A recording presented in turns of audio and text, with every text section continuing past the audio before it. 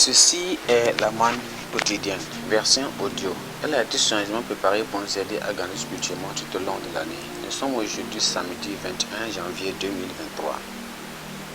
Nous considérons le thème la puissance dans la parole du Christ. La puissance dans la parole du Christ. Allons prier. Père, nous te remercions, nous te glorifions pour cette opportunité que tu nous as donnée de pouvoir entendre ta parole. Nous prions, Seigneur, guide-nous, conduis-nous, donne l'entendement et aide-nous à obéir à ta parole. Au nom précieux de Jésus, nous avons prié. Amen. La puissance dans la parole de Christ. Nous considérons notre thème avec un texte dans Matthieu chapitre 8. Matthieu chapitre 8, lisons à partir du verset 1 jusqu'au verset 13. Matthieu chapitre 8, à partir du verset 1 jusqu'au verset 13. Lorsque Jésus fut descendu de la montagne, une grande foule le suivit. Et voici un lépreux s'étant approché, se prosternant devant lui, et dit, Seigneur, si tu le veux, tu peux me rendre pur. Jésus étendit la main, le toucha et dit, je le veux, sois pur. Aussitôt il fut purifié de sa lèpre. Puis Jésus dit, garde-toi d'en parler à personne, mais va te montrer au sacrificateur et présente l'offrande que Moïse a prescrite, afin que cela leur serve de témoignage.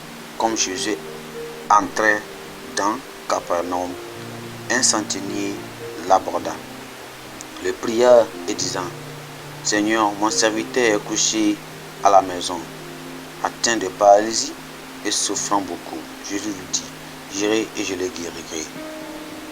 Le centenier répondit, Seigneur, je ne suis pas digne que tu entres sous mon toit, mais dis seulement un mot et mon serviteur sera guéri. Car moi, je suis soumis à des supérieurs. J'ai des soldats sous mes ordres. Je dis à l'un, va, et il va. À l'autre, viens, et il vient. Et à mon serviteur, fais cela, et il le fait.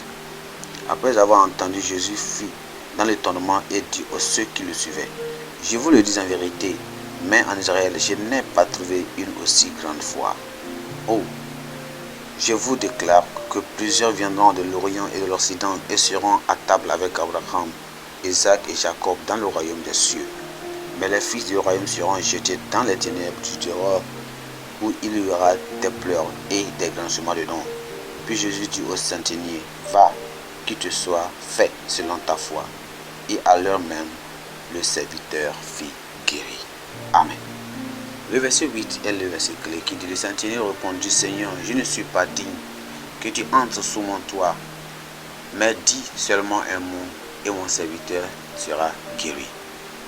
Allons dans le message. Souvenez-vous que nous parlons de la puissance dans la parole de Christ. Allons dans le message. Souvent, ce qui empêche les gens de recevoir des miracles du Seigneur, c'est de ne pas faire la chose la plus simple. Croire que Dieu est capable et désirer de changer leur situation. Quand cette chose manque, les problèmes défient, les prières et le désespoir s'approfondissent. La rencontre entre Jésus et l'officier militaire romain, le centurion, est très instructive. L'homme aurait pu être dissuadé de rencontrer Jésus à cause de sa race, de son orgueil, de sa puissance, etc.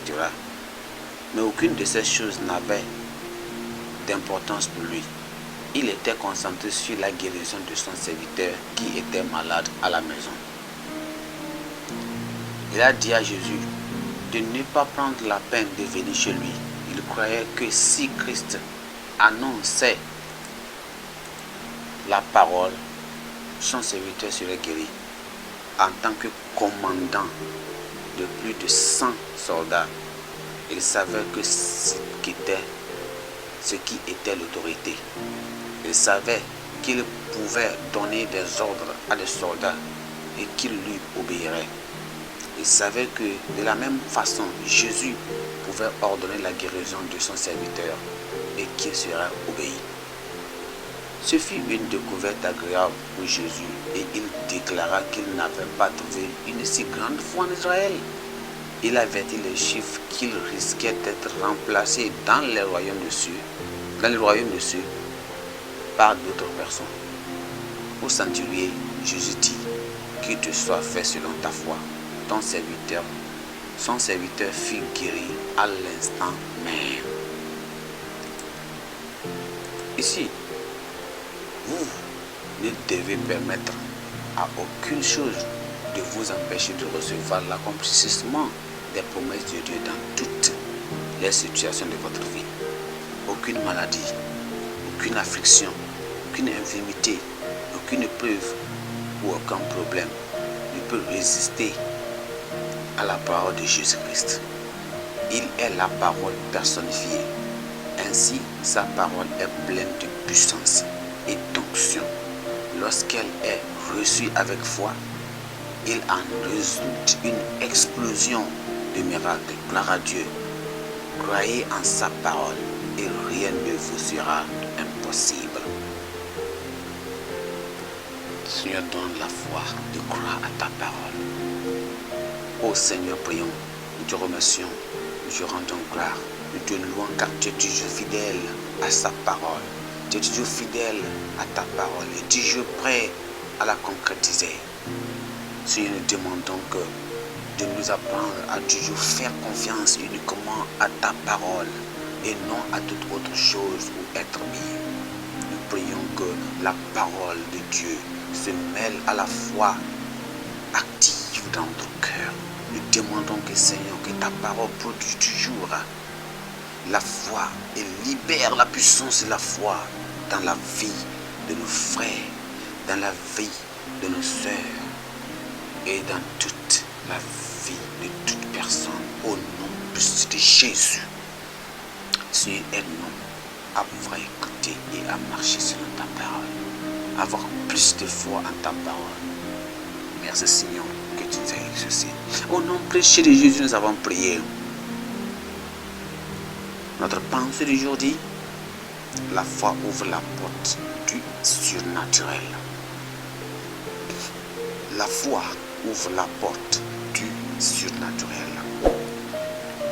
Notre lecture biblique d'aujourd'hui se trouve dans le livre de Actes chapitre 15, chapitre 16 et chapitre 17.